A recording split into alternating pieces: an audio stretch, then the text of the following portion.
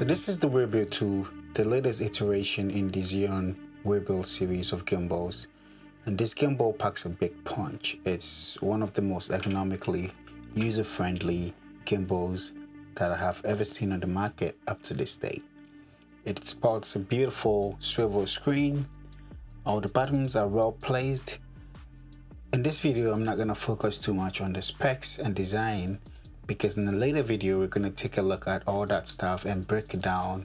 So in this video, I quickly want to show you guys how you set this gimbal up from the ground up. This video may be a little bit long, and so I'm going to leave chapter markers in the description below.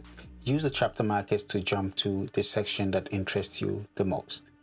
I'm going to stick to using only the pieces that comes in the kit. For my normal workflow, I sometimes like to add on my own quick release plate, either the Manfrotto type, or you can actually get the Akaswiss type quick release plate and add onto it to make it easier for you to take the camera off and bring it back on without having to rebalance. So the first piece that we need to assemble on the camera is going to be this riser plate here. And for the riser plate, you're just going to use 1 1/4-20 screw, and you're going to put it right in the middle and screw it down. I always like to use my trusty rigging tool right here from Small Rig. For those that watch my videos, you know I always use this tool on all my rigging videos. So I'm going to use that to get this in, and I'm just going to tighten that at the bottom of my camera right here. And for this setup, guys, I'm using the Sony a7 III with the Tamron 28-75mm lens. Right, so that said, I'm going to just tighten this right in here. Make it as tight as possible without over tightening it. You don't want to break your camera. So that's how that looks. And with that, I'm going to take the Manfrotto quick release plate that comes with a gimbal as well, and I'm going to install that on this piece. Now you should see the arrow pointing backwards, so you want that arrow to face backwards when you mount this. So I'm going to mount it this way with the arrow pointing backwards. So 2 1/4-20 screws, they're going to go into these 2 1/4-20 holes at the bottom of the riser plate. So I first hand screw it in as much as possible, and then with my rigging tool, I'm going to tighten that up.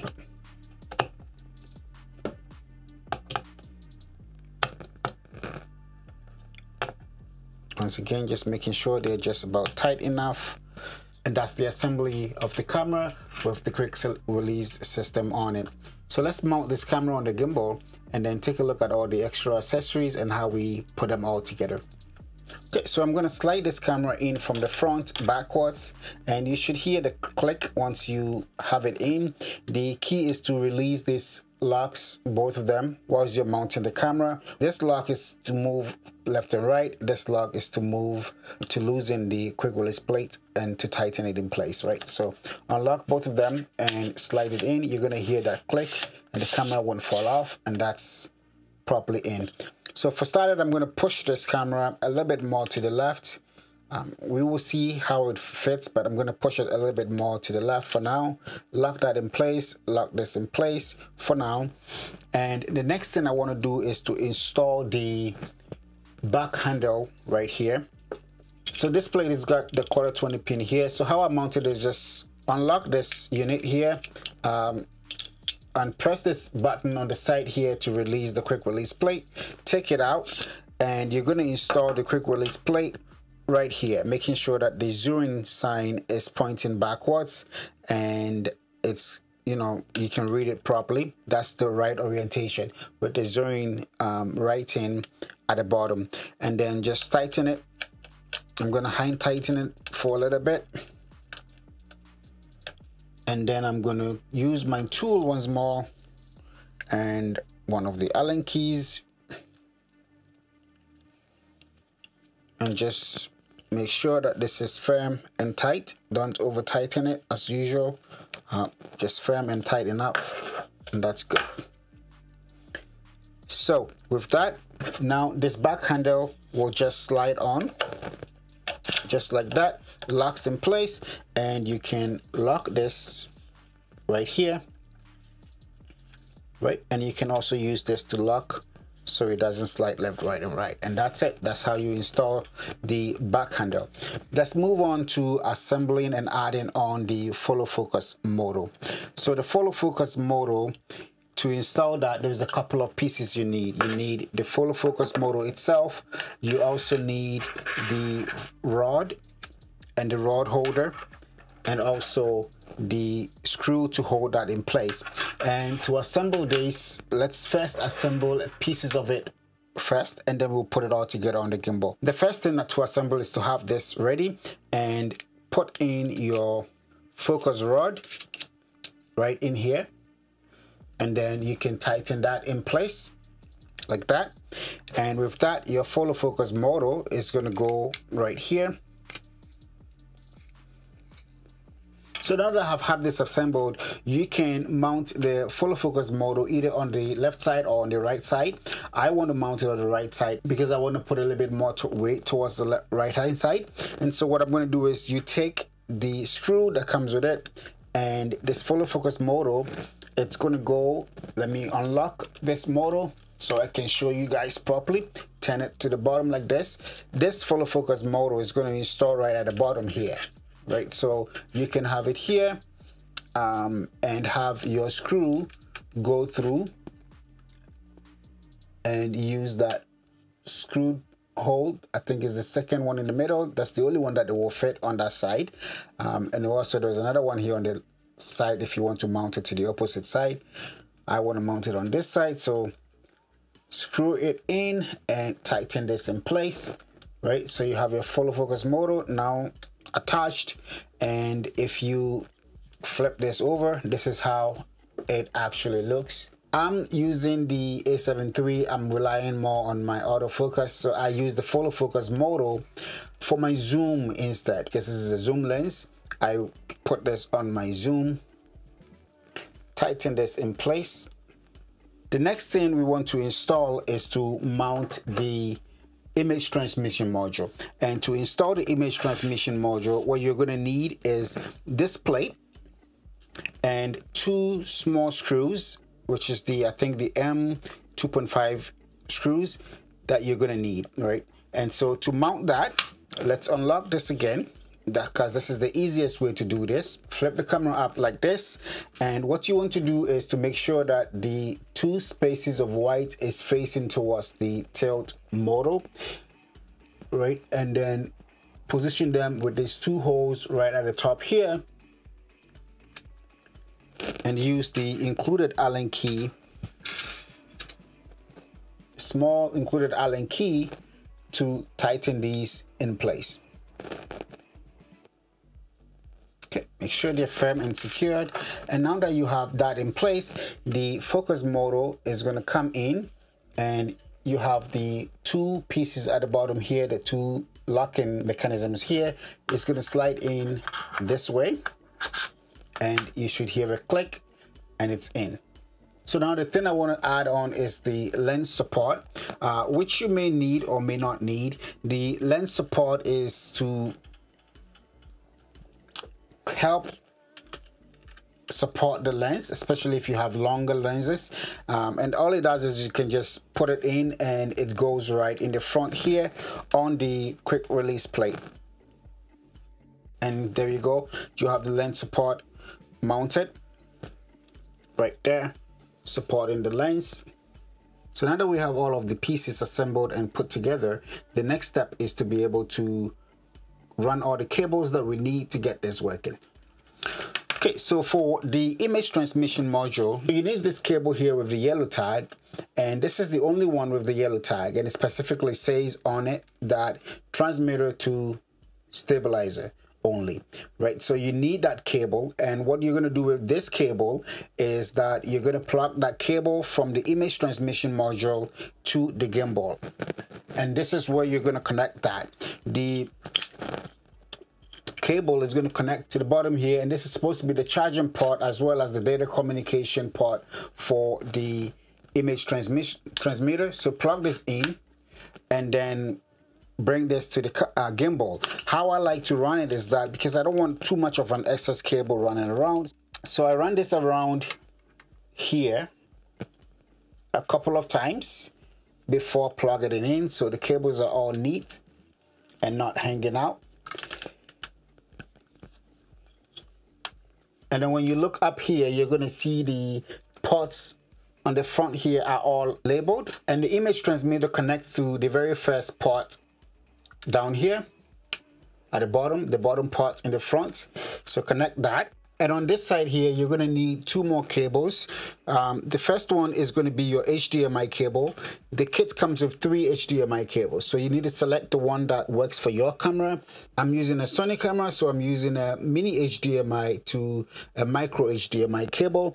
The mini HDMI end goes to the transmitter, and the other side goes to my A7 III. Now the second cable you need on that side is going to be your camera control cable. So you're going to use a USB-C cable to the multi cable. In my case, just select the one that works for your camera. Okay, so there we go. We have the 2 cables connected here. The last piece of cable we're going to run is 1 more cable from the gimbal to the focus module. And for that, you need a USB-C to a USB-C cable that comes in the pack as well. This one has the image of the focus module on it, and that's the cable you're going to use for this case. So the cable is just going to run from here, and you can run it into the gimbal in the second part at the top of the gimbal. Right, run it right here. Okay, so now that we have all the cables run, let's quickly balance this. And I usually like to stand up and balance it so I can see the whole gimbal top down. So the first one we're going to balance is the tilt axis. So to balance the tilt modal, just unlock the tilt modal right here, point the camera up straight, and you want to make sure that the camera can stand straight up. So because it's going backwards, I want to make sure I move it back forward. Right, move it forward. Small adjustments until you can get it pointing up on its own. So somewhere about here seems okay for now. We'll come back and check. Let me now balance this here, and you want to make sure that you unlock the gimbal on the side here using this lever. So unlock this with this lever, unlock that. And you want to make sure, because it's leaning forward, we want to balance it backwards and keep moving it back until you get it to be able to stay on its own.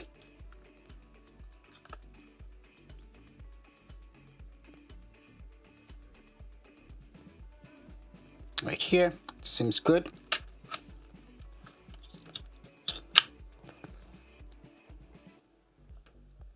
And because I'm using a zoom lens, I'm not balancing it right at the 28mm. I'm balancing this a little bit more closer to the 50mm area so that I can be able to zoom in, zoom out, and let the gimbal compensate for that. So let's check this again and make small adjustments for it to be able to stay perfect.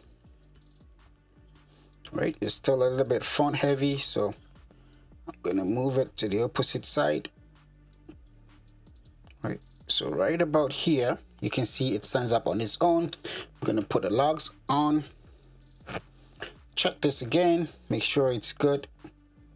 Right, a little bit more.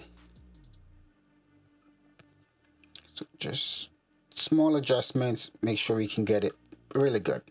There we go. And if you put it this way, it should stay. If you put it that way, it should stay. Wherever you put it, it should stay. And that's good balance. So I'm going to lock this. And now we're going to balance the raw model. And to balance the raw model, we're going to unlock the raw model right here with this knob, this button right here, this lock. So unlock it. And you can see that the gimbal is heavy to that side. And so what we're going to do is we're going to shift the camera to the opposite side to counterbalance that. And how we're going to do that is using the lock at the back here. Let me just show you guys. So this lock at the back here, this release, allows you to shift the camera side to side. So what I'm going to do is lock this back up, and we're going to unlock that and shift the camera, not the focus modal, shift the camera to the left a little bit to compensate. Right, just little movements, small movements. Somewhere about here seems okay, so I'm going to lock that lever back. Right, and now if I go here, it should stay. If I come this way, it should stay. Right, that's how you balance the roll motor. And then the last motor we need to balance is the pan motor right here. And to balance that pan motor, you're going to unlock it with this lever, this lock right here. And the best way to do this is to tilt it this way, and as you can see, it just flaps over. So you're going to open the lever here, this lock mechanism right here, unlock it, right, and move the thing slightly, still tilting. So I'm going to move forward a little bit, check, move this forward a little bit, and check. Now it's heavy on the other side, so I'm going to bring it back a little bit more.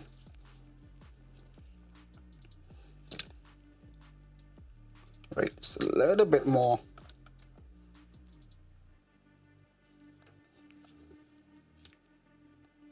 So somewhere about here seems to be good. I'm going to lock that firmly, and I want to test it. So when I put it sideways and I move the gimbal this way, it should stay. If I move the gimbal that way, it should stay. And then you got a good balance on your pan axis like that. Right. So now that we have all the axis balanced, let's unlock all of them, check them one more time. Right, still good. That's still good. Unlock this one. Check, it's good. Check, it's good. And we know the pan motor is also good. So that's how you set up all the components and accessories that comes with the Weebill 2 Pro kit. I'm going to head out to some sample footage, so enjoy this little sample footage. Subscribe to the channel if you're not already subscribed. I'm going to be putting up more videos about how to set up this gimbal and use it more effectively, and also do some deep dive into some of the new features of this gimbal. So subscribe and ring the bell notification button so you don't miss it when I upload those videos.